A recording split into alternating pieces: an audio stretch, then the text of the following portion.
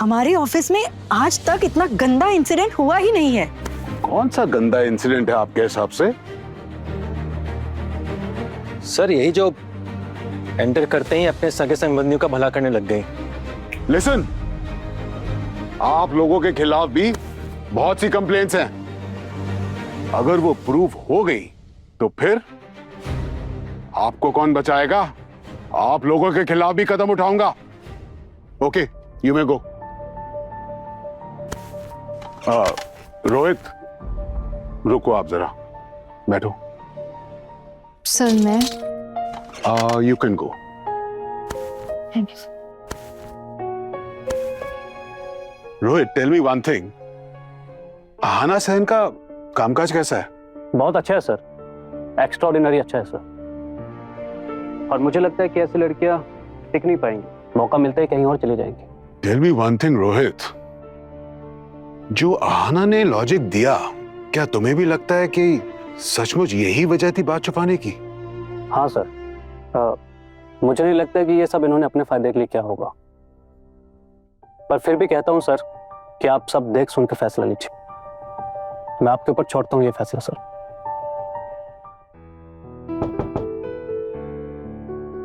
Sir ये आ गए हैं। अंदर आ सकते हैं बाबू? आइए। हाँ, नमस्कार। आप बैठे इधर, आप आओ बेटा इधर।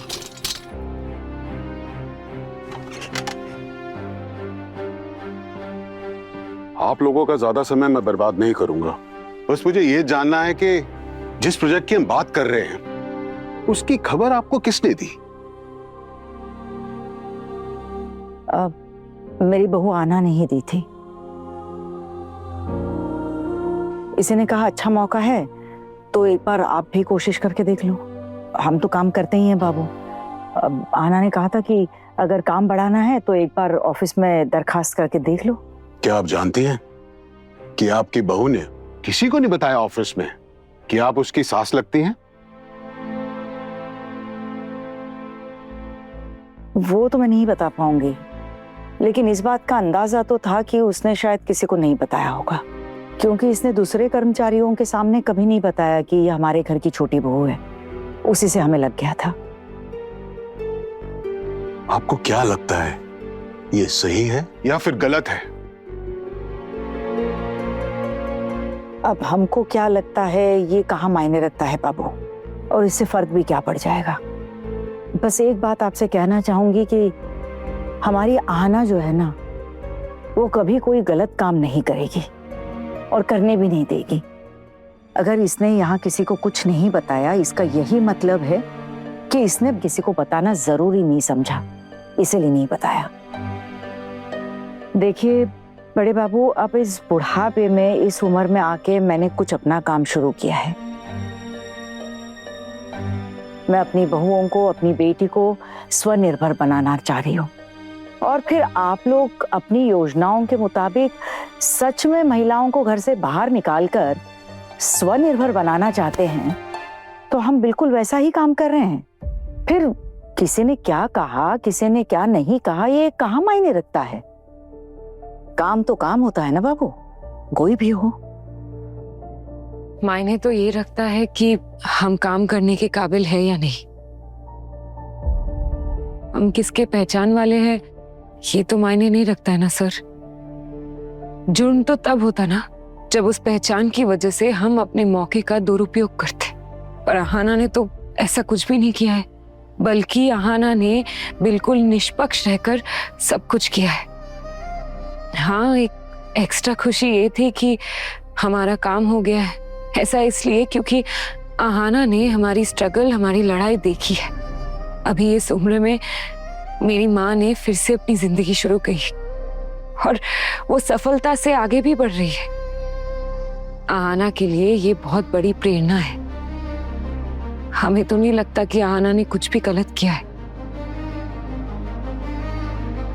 इसीलिए शायद उसने हमें उसके ऑफिस में जगह दी, बल्कि उसने तो कुछ स्वनिर्भर महिलाओं को आगे बढ़ाने की कोशिश की।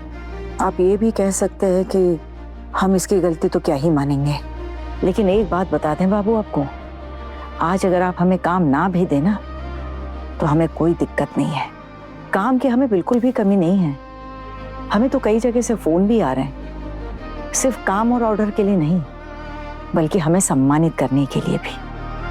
अगर हम आपके साथ काम करते हैं ना बाबू, तो आपके डिपार्टमेंट को सुनाने लायक सफलता की एक कहानी मिल जाएगी कि इस उम्र में आकर भी एक औरत नए सिरे से अपनी जिंदगी की शुरुआत कर सकती है, उसकी जवान बहुएं और उसकी विधवा लड़की का घर बसाने में मदद कर सकती है। और ये जो हमारे घर की बहुएं या औरतें कह लीजिए, हमेशा पति के छत्र छाया में जीती आई है, उनका दबाव झेलती आई हैं, अपनी जरूरतें और अपने सपनों को जिन्होंने कहीं छुपा कर दबा कर रखा है, वो भी सम्मान से कह सकती है कि वो किसी का बोझ नहीं है। और मेरी ये विधवा बेटी, इसके पति के जाने के बाद इसके ससुराल वालों ने इसे अपनी जगह नहीं दी और पति ने तो कभी इसे अपनाया ही नहीं। और जब ये मेरे घर आई अपने मायके, तब तो मेरे घर वालों ने कितनी बातें सुनाई। मेरे अपने लड़कों ने कहा कि मैं इसे अपने ससुराल भेज दूं वापस। और तो और मेरे घर की महिलाओं ने इसके खिलाफ कितनी उल्टी सीधी बातें की। कई बार घर की औरतें ही घर के औरतों की दुश्मन बन जाती है। तब मेरी इस बेटी को, मेरी इस छोटी बहू ने इसे अपने ससुराल जाने नहीं दिया, उसके साथ डट कर खड़ी रही। और धीरे धीरे ये हमारे काम के साथ जुड़ गई। और आज फख्र के साथ ये कह सकती हूँ बाबू कि आज ये सिर्फ अपना खर्चा नहीं, बल्कि मेरे पूरे परिवार का खर्चा उठा सकती है। अब रहे आपके 7 लाख रुपए।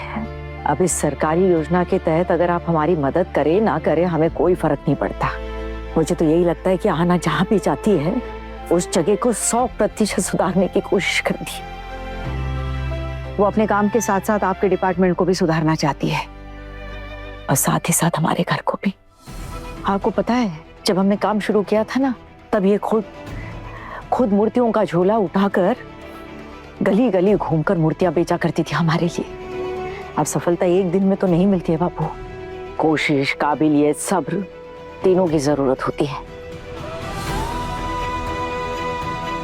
बस अब हमें और आगे कुछ नहीं कहना।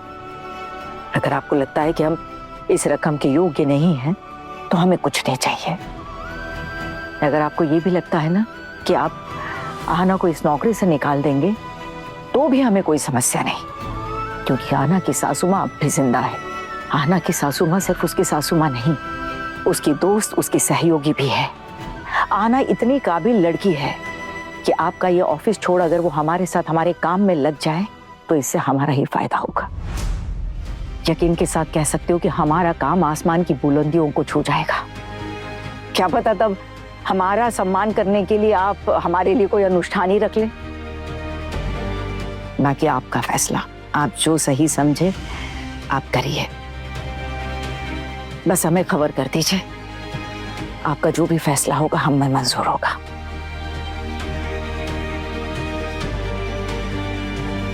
आओ बिटिया। नमस्कार बाबू। बड़े घर की छोटी बहू, शाम 9:30 बजे दंगल टीवी पर।